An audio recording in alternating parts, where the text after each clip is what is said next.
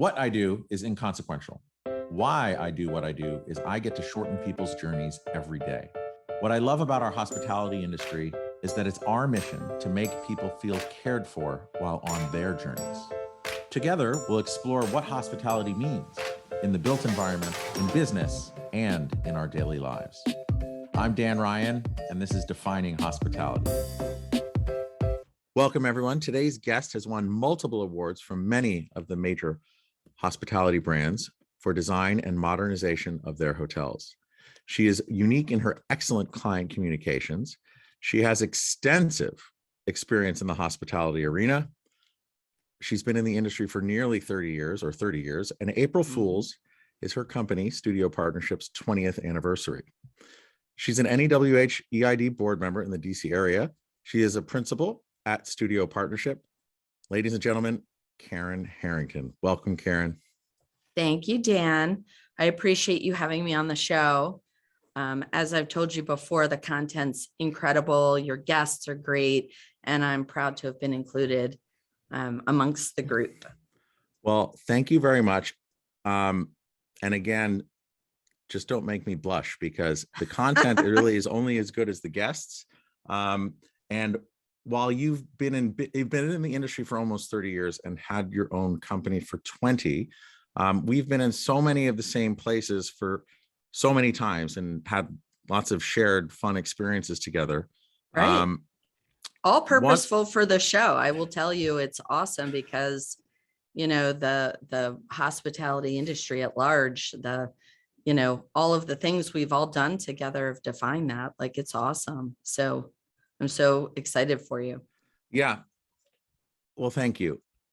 And I think what's really interesting is, like, going back to the guests, I think Aaron Anderson was one of our first guests, and he dropped your name about 5 times in our podcast. It's like a real inspiration, mentor, kind of part of his success. And I was like, oh my God, it was amazing at how many times he mentioned you. I was like, oh my God, I have to get you on, because, like, one of the things I love about our industry, and I guess all industries, because we're not necessarily unique in that, but there's a real effort into, especially around like hospitality, making others feel comfortable, of finding aspiring young, like, rising stars and really helping to mentor them and coach them and see where they are. So yeah, tell us about that. Like, what drew you to Aaron?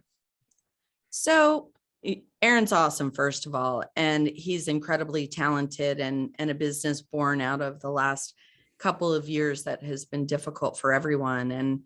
And you know, for the defining hospitality in general, it speaks to all those things where you meet somebody, whether it was 30 years ago, 10 years ago, 5 years ago, in Aaron's case, and you recognize skill, talent, honesty, loyalty, reliability, and all of those things, and think, good grief, we've all been through some of these blips. I mean, there have been 3 significant ones in my career, and to find that somebody is starting something new and being brave and launching out during COVID is awesome. And so I think as a culture, we've always been, easy to create a group or build a team. And you want talented, smart, fun. We work so much, we travel so much that you want to be surrounded by those people. And he is one of those people that I've met that couldn't be more deserving. He's very entrepreneurial as well as qualified. You know, I could just go on for days. He's just such a great guy. And awesome. I could go on and on about a bunch of people in our industry and how they, played a role. Actually, that's a really interesting place to go, because, like, I really believe, and I'm just so glad, like, to use Aaron as a starting point, because I believe, what I love about this industry so much, just from my perspective, is, I stand on the shoulders of all those people before me. And there were so many people that saw something in me, and I don't know. And then I rose to the occasion and I built a network, and and here we are, overnight success after almost 30 years or however long it's been, right? It's one Well, of I those think funny you could jokes. say everybody is an overnight success after every downturn, Yeah. that if you're still alive and kicking, that we're problem solvers in this business. And as a problem solver, you're gonna, bootstrap, you're gonna get up, and do it again. Yep.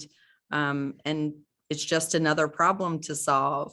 So design's a great place to solve problems every day, and each problem's a little bit different, but it actually parallels your regular life. So Well, and I do want to get into design a bit, well, as the conversation progresses, but like thinking about the shoulders of those before us, like who were some early inspirations that saw the promise in you, and kind of helped you become the overnight success that you are sure. after 30 years? Right, overnight. Well, it feels overnight, I'll tell you that. So my main, the shoulders I've climbed from are my parents originally. I think I told you on our pre meeting that my parents were incredibly entrepreneurial. They were in business together for, before I was born, and are bootstrappers themselves. And so absolutely everything, and the courage and the risk assessment abilities, good or bad, whether I'm brilliant or an idiot, I still don't know. But my parents really made me brave and not fear the challenge. And then post college, Rebecca Jones. Oh my gosh, I love her still to this day. She is inspired and smart and fun and funny, and sees things in color in her head. And we've always clicked because we see it like a film. If you could say, oh, I have a film running at all times on the inside of my eyelids, and you construct things in 3D, and somebody would explain to you kind of what they're looking for, and you can just build it in real time in your mind. She is an incredible talent that way. And I feel like I have similar qualities. And so the two of us got along famously. I learned much of what I know today from her. And I tell her regularly, and anyone who will listen, how grateful I am, She's because amazing. it huge part of my success. Yeah, and a real pillar within our industry of hospitality design as well. Like For sure. she's a force. Yeah, Yes, she's awesome. extremely successful. I mean, she's got all those things that we talked about before, hospitality being a virtue. I mean, that's Mhm. kind of the life I live, it's just part of my virtue. And Well, that's a great. she's So, awesome. hearing you talk about hospitality and it being a virtue, and your experience from Rebecca and others and your parents, and then how you've kind of paid it forward over and over, using Aaron as an example, but I'm sure there's more. How do you define hospitality? Oh, as a virtue. I grew up, and it's always been personally and professionally. What do they say? It's you've never had a day of work if you love it enough. And in a design firm setting, we've grown. We've been upwards of 25 people and small as 8 people, and adding architecture and doing a lot of renovation and new build and all sorts of different things, that no matter what segment, we diversified after 2007, 2008, and started doing a lot of other segment work through the lens of hospitality, and it was wildly successful. But always coming back around to hospitality and the people that gravitated to it. They say not everybody's for everybody, which is very true. However, the majority of the people that belong to the hospitality industry, such a huge, tiny business, are Huge like tiny kind, business. huge tiny business. Huge tiny. But you Yeah. know that so many of us have so many commonalities in, you know, the love of life, the love of learning, goodwill, welcoming, inclusive, comfortable, kind, you know, all those things, and all the way to all these really cool things we get to do as group boondoggles. Nobody would put the boondoggle together, you know, to go snowmobiling in Vail and kayaking in the Pacific and all those things if the culture of the people doing the work didn't align with all that exciting stuff, you know, like. You know, I 100% agree. And I love how you said the diversification that you did into other verticals after the financial crisis, but Right. looking at those through the lens of hospitality. Because what I'm learning so much about having guests like you on is hospitality more than anything else. We are a little big industry or big little industry, however you put it. I Yeah. love that. I And need to, very nimble. and very nimble, but all of those lessons of those virtuous lessons, as you said, of making other people feel a certain way and cared for and having these experiences, Right. it's transferable to every single industry and every Right. single human interaction and every Right. single human connection. And so, 100%. Because, you know, vacation is aspirational. When you mhm, pick a spot to vacation, it is, you know, not your neighbor's house or, you know, your country club. It's somewhere aspirational. So if you can, you know, layer that over the things in your community, whether it's going to the office or, you know, going to your country club or going to your gym, and it has that layer of hospitality in it, you just want to go to it that much more. You're much more mhm. comfortable in it. So as you're diversifying and bringing that lens of hospitality that you execute so well and you're applying that to other places, like what's a really great example, a surprising example of how your experience of hospitality and delivering it via the built environment has had a surprisingly positive outcome? Oh, geez, I've got two great examples that are outside of our segment. One is a company called Verdance. They're a growing wealth management company. And two of the principals, if you will, in that company are personal friends, like in my zip code, let's say. They're in social settings where I would be, but their head of marketing happens to be a neighbor and a really good friend, and they are growing rapidly and had a couple of facilities and a building they were going to buy and move their office, and said, oh gosh, you know, we need help, we're growing, you know, can you help us out? And I said, sure. Isn't your, you know, agent, because in that tenant world, it's done very differently? And she said, yeah, it's just terrible, like nobody's really happy with it. And I said, okay, yeah, I'd gladly take a look at it.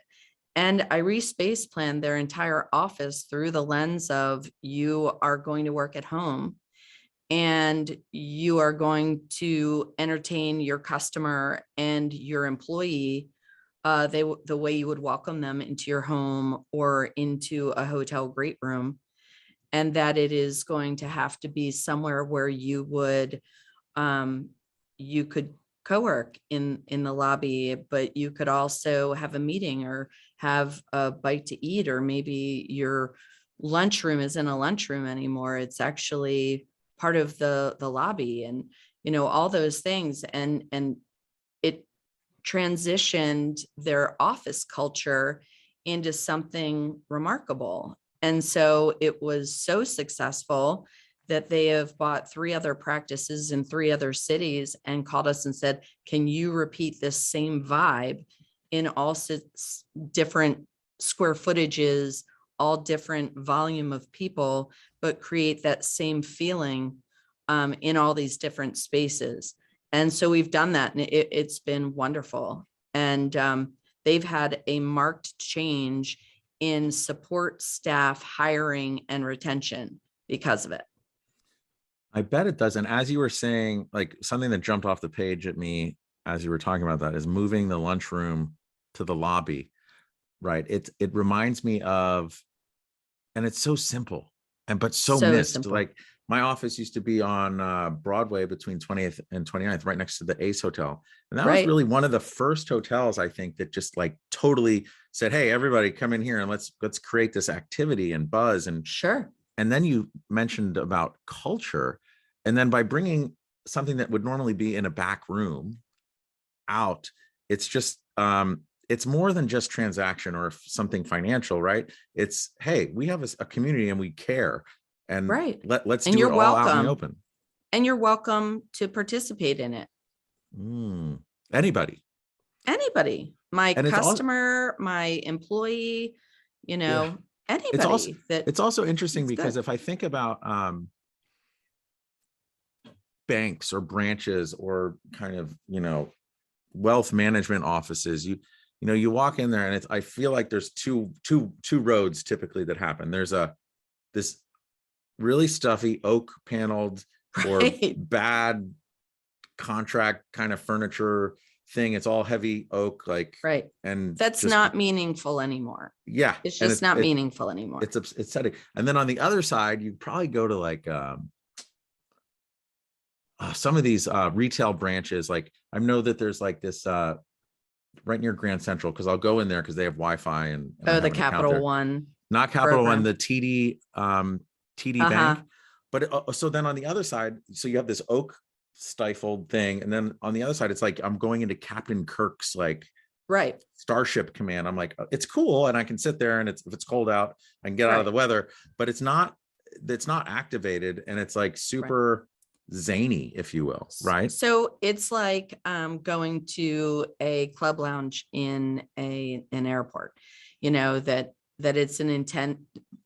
It is corporate design professionals trying to create a hospitality space. And, and it's just, hospitality is so different.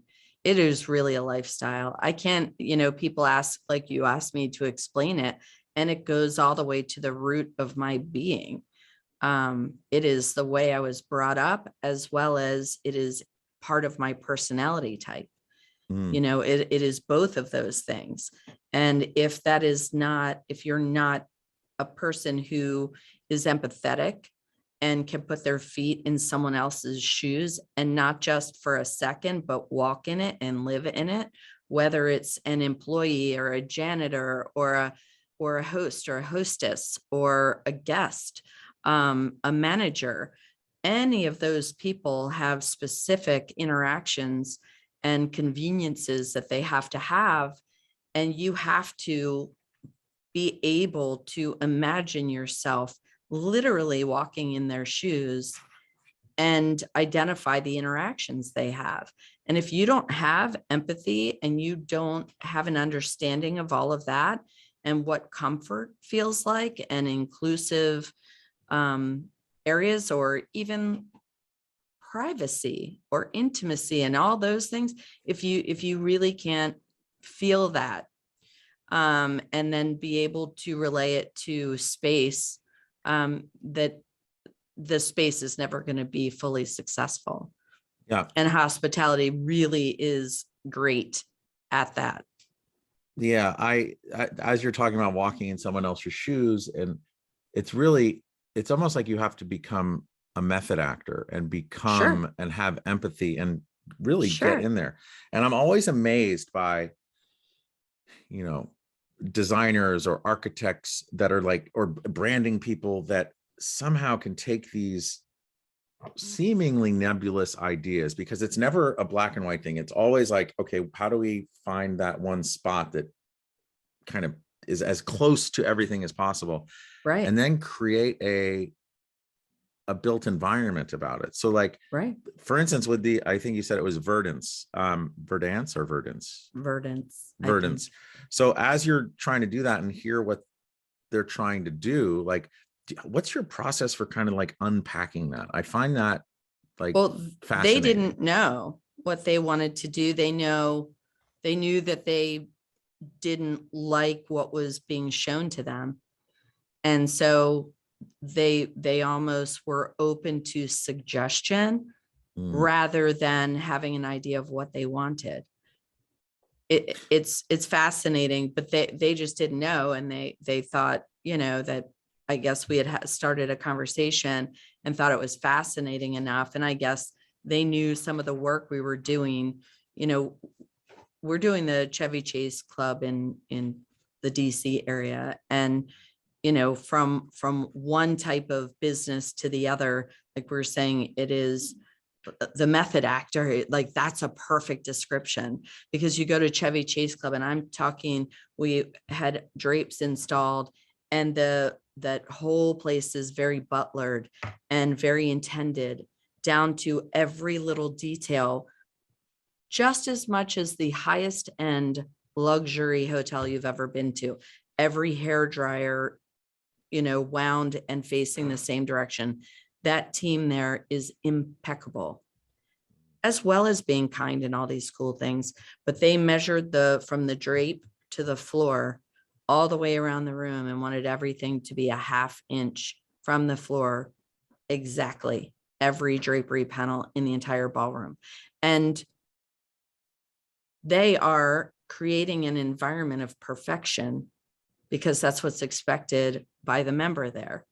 Same as Verdant's wants a high wealth, a high net worth client to come into their offices and feel trust, a view into the lives of the people they are entrusting their nest egg.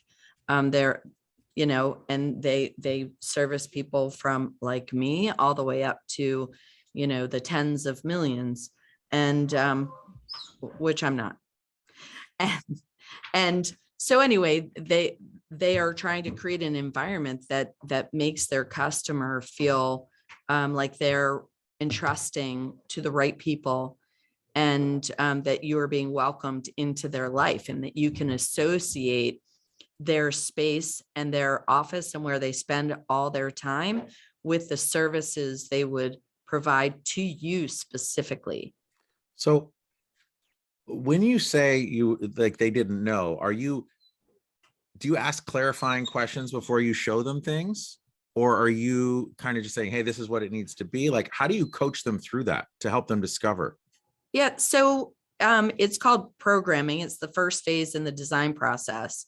And it is part of your job responsibilities, if you will, or project responsibilities to engage in those questions.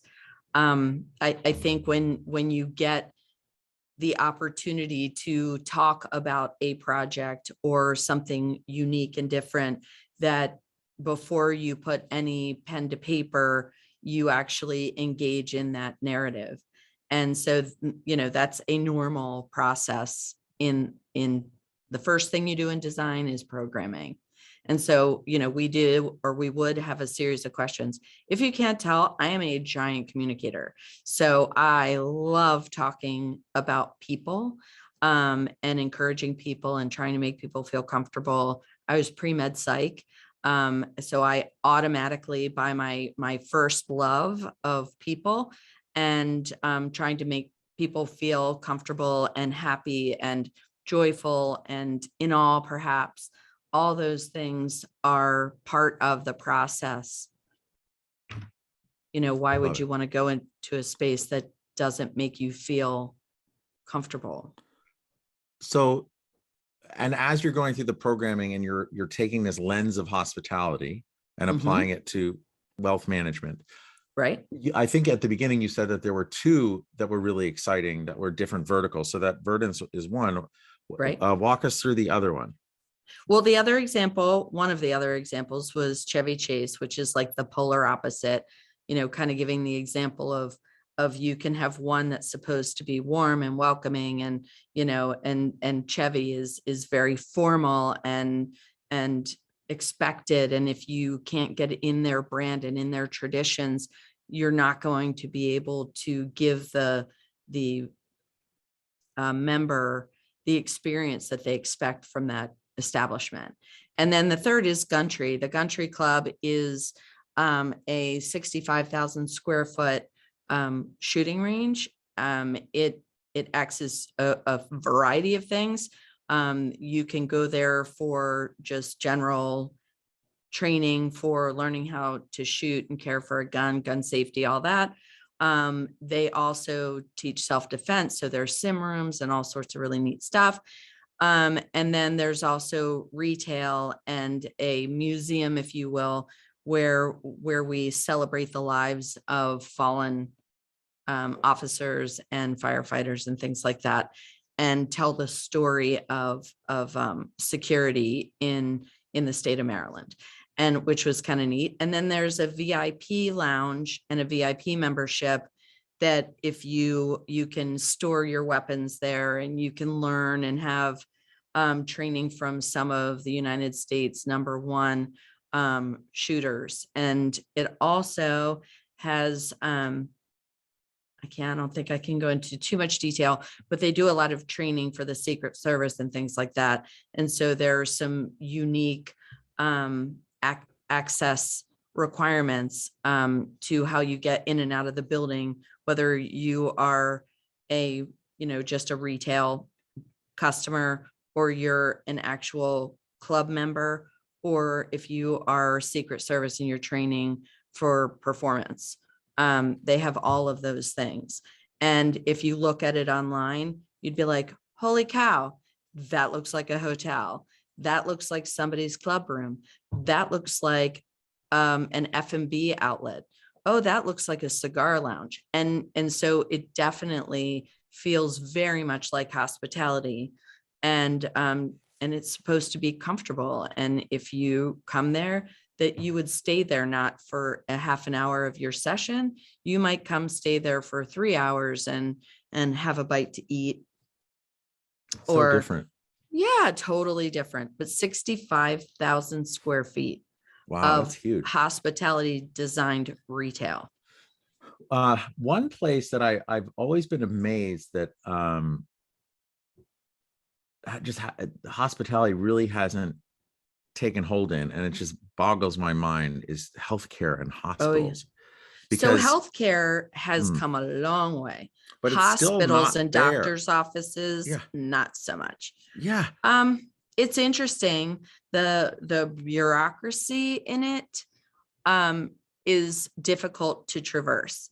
And so we've done at University of Maryland Medical Center, they had brought in a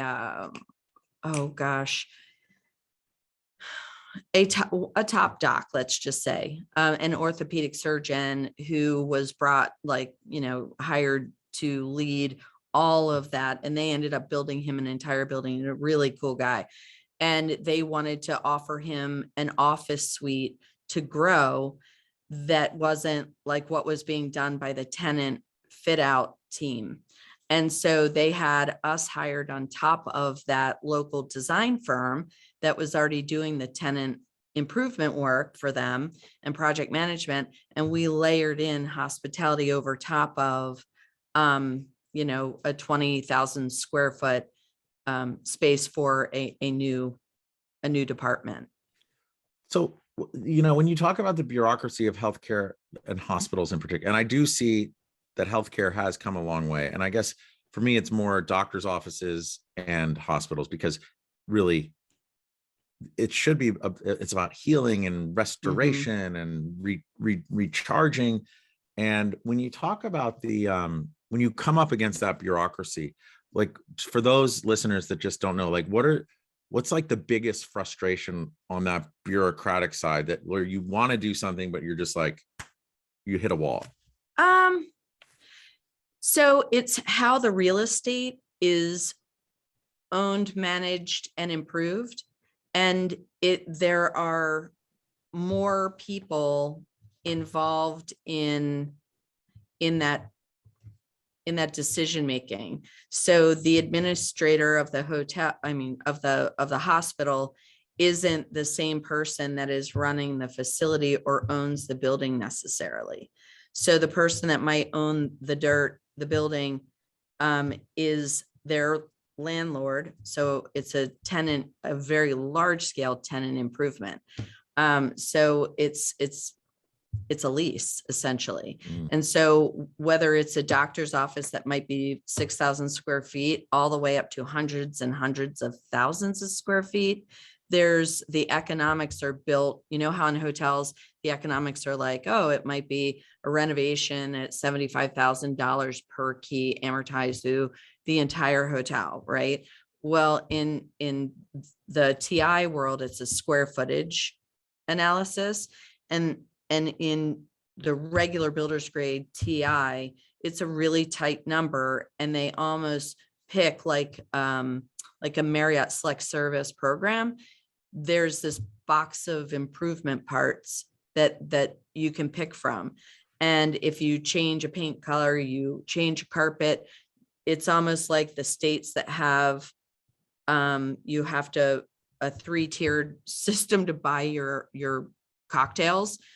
It's the same thing, so that there's a carpet vendor and a dealer and an installer, and there are so many tiers in it that are all dipping their hands in the pot, that for hospitality, I'd be like, oh, that carpet should be, you know, $27 a yard.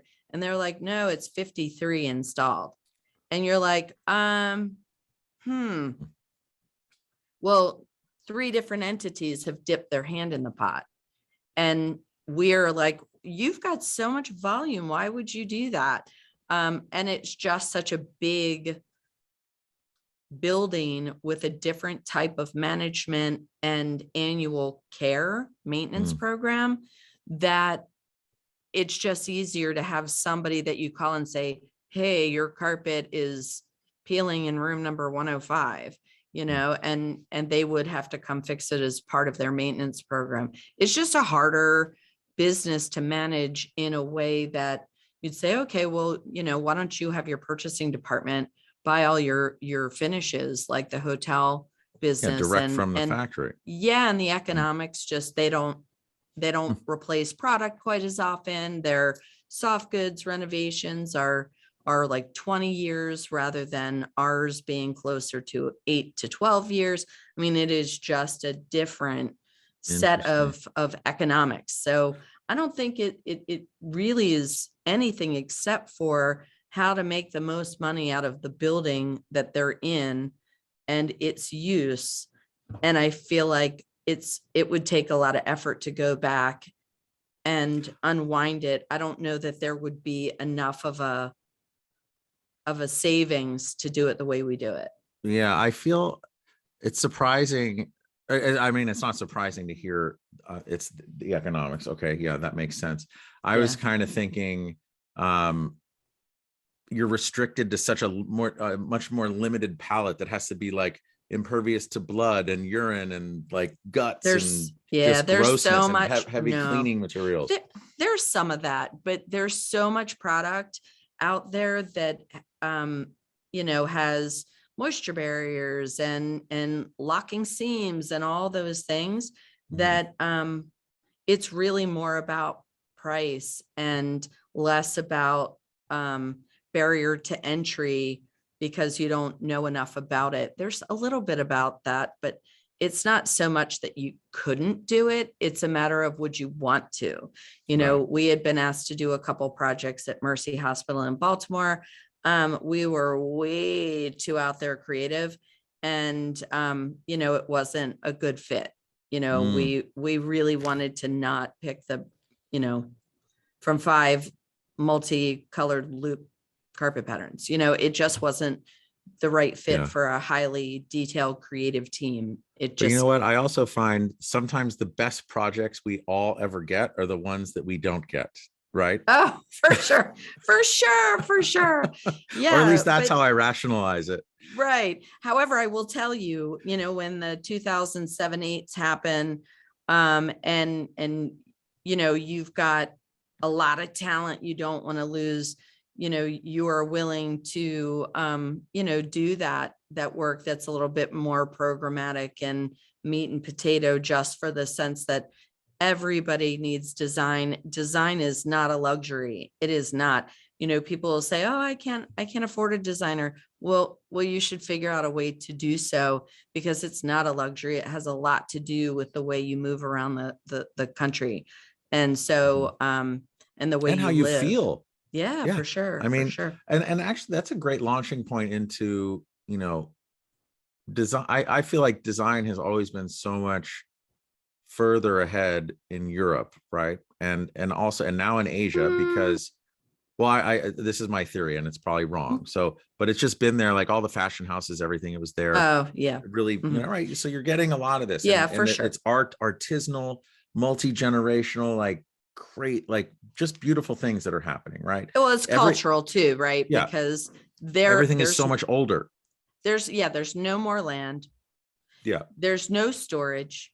When you buy stuff, you buy one Armani suit, and in the US, you have disposable clothes. It's inexpensive. You have 5 closets. Like it's yeah, such a hugely different lifestyle proposition. You know, if right. I had one closet that was 4 feet wide and I had to go through all of my stuff and only keep what would fit in a 4-foot closet, wouldn't that be fascinating to see what everybody would come up with? I mean, that was my life in New York City, and now I live in a Sure. house in Connecticut, and I have like, I'm just filling up my closet with stuff. I used to have 3 feet and 3 drawers, and Right. that's where I kept everything. In my Right. life, it was much simpler. And it was But really nice stuff, right? Stuff that yeah, lasts. It's not disposable. And, right. it's interesting. I love it. But as you think about, so anyway, that there, and then in Asia, so many of these great projects, from multifamily to hospitality to just infrastructure, it's almost like there's no budget, and it's Mm, they're doing crazy, awesome, like over the top kind of projects, right? And right. materials, Sure. and then you look at the US with all we don't have as many constraints for space wise, right? Um, but I do see, and that's where I meant by like on the lagging side of design, right? But what I've been seeing over the past 20 years is, and even in our industry, like you were saying, you can't live without it. And design is becoming so much more important and so much more thoughtful in the United States that, I'm curious, like what's exciting you most about the future? Well, so when millennials were kind of poked fun, when people were poking fun at millennials and millennials are difficult and all that stuff, I was like, I am a millennial, but I'm not a millennial. I'm much older than a millennial. But I'm excited about how smart the kids are coming out of college. I don't want to say kids because that seems like condescending, and I don't mean it that way. But the 20 somethings coming out of college, they're amazing. They're amazing. And I can't wait to see what stuff they come up with because they're faster. They know how to use all of the equipment they're given in a way that is so efficient and thoughtful and inventive, and they're excited about stuff. And so that's probably the biggest thing I'm excited about, as well as, post-COVID, and I don't know how many people just post-COVID, but We just need to post-COVID, get to that point where it's just I like know. whatever that was. So I feel like people of a certain age, of a certain responsibility, have taken a long look in the mirror and said, really, what's important to me now? Because on the other side of all that hustle and bustle, the life as you knew it changed a bit, but we're still okay. We're still doing the same thing. We're still able to recover and move on with our lives. And with that being part of the story, which is excellent, now what do you want? Because now you can choose, because you don't have to live the same way you did 4 years ago, where everybody was sprinting and hustling and bustling. And now you choose. Yeah. You I think choose it's, and you choose really wisely I what think the you want to silver do and how lining, you want to do it and who you I, want to do it with. I totally agree. I think the silver lining out of this, because we had so much taken away from us, right? Mostly around connection Right. and community. Um, I think the silver lining here is we're able to become so much more intentional about what we're Sure. all doing. And if you think about design, also, really design is like supreme intentionality, because you're really through empathy thinking about this, addressing issues and solving problems with a lot of thought and firepower behind you to be intentional about what that experience is you're creating. Sure. You want to hear something else cool? Like, do you know Amy Jakubowski? Yeah. Okay, so she's awesome. Like nobody Mhm. can say anything other than she's got it all going on. I think she is a supremely professional. I think she is such a And she's cool freaking hilarious. and hilarious and a cool cat, all those things. And I we miss were her. in, oh my God, you'll get to see her next Yeah. week. But anyway, she's pretty awesome. And we're competitors, like friendly, of course. And I would consider her a friend after all these years. And all this, what happens after you get over yourselves and you make time to sit down and really talk. Well, what was really cool, we were in Alice together, we're out to dinner and we got into the conversation of, who's on your team, who's hiring, who needs a job, and who would be great to hire if you could afford it. And we were sharing back and forth the names of some killer people, like, oh, I'm not in a position to hire this type of person right now, but I met this gal who's an amazing opportunistic, very great salesperson, great networker, really smart, young, excited, all that stuff. Here, I'm going to give you her name because I can't do it right now, but you can. Why don't you think about her? And she called, a guy that she used to work with that is now new on my team, and we love him, and I would bawl my eyes out if he were to be stolen. And she called him and said, hey, I'm just checking on you, I want to make sure you're gamefully employed and you're happy. And he said, oh, I'm working with Karin Harrington and Christina Hart. And she said, oh yeah, you're in great hands, they're really wonderful, they've got some wonderful work, that's great, I'm so happy you're happy. And pre-COVID, not to say Amy would be any different, I'm just saying, would that have been the culture? Was that the culture before? And I don't know that it was. And I think that there's a lot of thoughtfulness and a little bit of intentionality to our industry now that makes it even nicer. Like I already thought it was amazing, and now it's even more amazing, Yeah. in ways that it wasn't before. I totally agree. And to me, I think that the silver lining of intentionality is, I think it's transformational for all of us on so many different levels. Um, okay, you mentioned that you learned so much from your parents, right? Then they were Mm-hmm. entrepreneurs. Oh yeah. They treated you, or they taught you about bravery and how to Mm-hmm. manage fear. Um, how old were you when you really realized that, learning from them? Because sometimes as you're Oh, going through, you last don't. year. No, I'm Oh, kidding. just last year. No, but I was definitely an adult. Mhm. I think it's when you, I don't know, maybe after I had kids and you slow down enough to look back a little bit, and or maybe it might have been, so I made some kind of mistake, like who does that? But I made some kind of mistake and went to them for assistance in resolution, and realized that all the things that I've achieved had a fairly high level of risk, and that it was the home I grew up in, that it was encouraged to take risks, and that if you failed was almost better at a young age than always succeeding, because you learn so much from the lesson, that as you age and it's more meaningful when you're taking risks to make good ones, and to go about it in a very educated way, that they encouraged me so much to go do it, like go do it. They were funny. They decided to build a vacation home on an island, a barrier island off of the Virginia Panhandle, with some friends. Oh my gosh, I mean, hilarious. Just what like a 14-year-old girl wants, is to get on a barge, be dropped off on an island without any people on it, to a house that had been halfway built with no railings on any of the decks, barely working toilets. And it was makeshift, where all the boys are shooting guns what do you call it? Beach chairs. I mean, just so hillbilly and horrible for a 14-year-old, but it was so cool. And they like, why would 4 grown men decide, hey, you know, it's a great idea.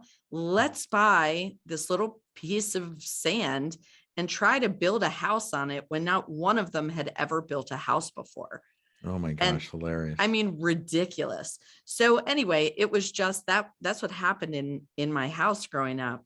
You know, they'd jump in the car and say, hey, let's go to Key West. Well, wait a minute. It's Thursday in the middle of the month, right? And they'd just be like, let's just go. And next thing you know, we'd, you know, be in a Suburban with 2 families in it headed to the Keys to go fishing. You know, it was just constant something crazy going on.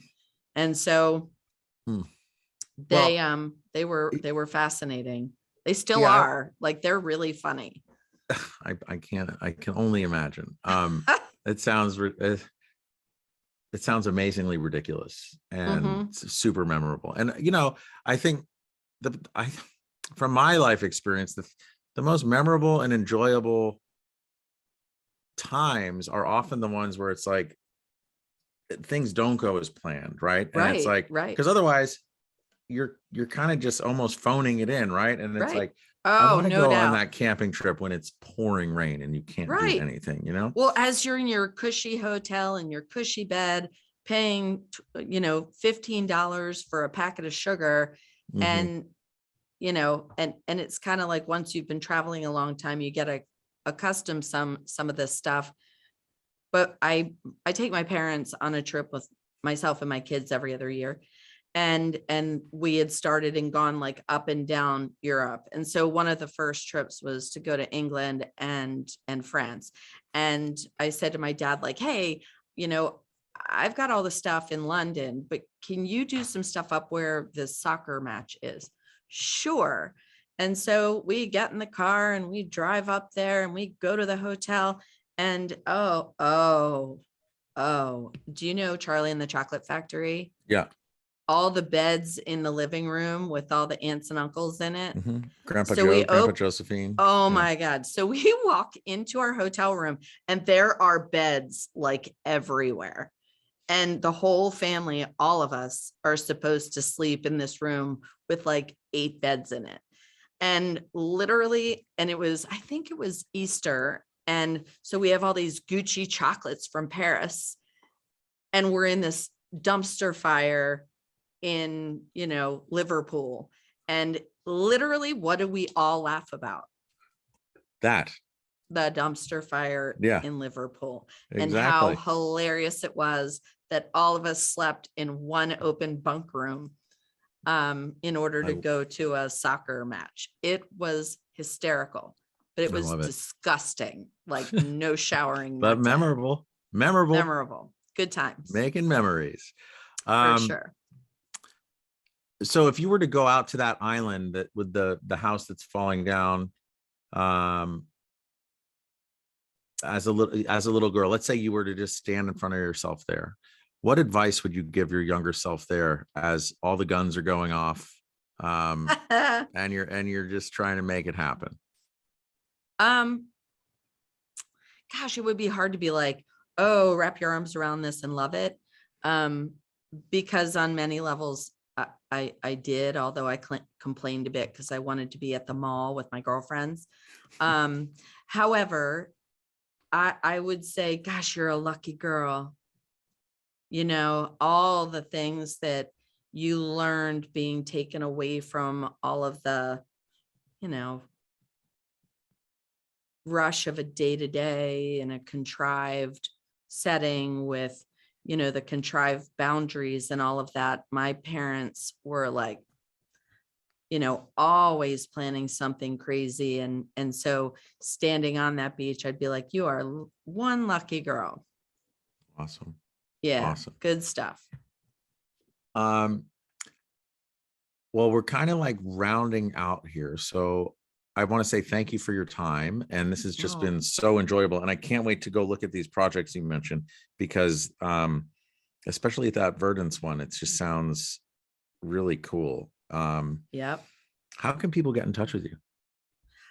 Well, we have a website. We're on Instagram as well as, LinkedIn and all that good stuff, but they can reach me by email. Do you want me to share it or do you post it? Yeah, we'll put it in the show notes. We'll get it in there. We'll get your Right email, on. LinkedIn, your company website, everything else. And Sure.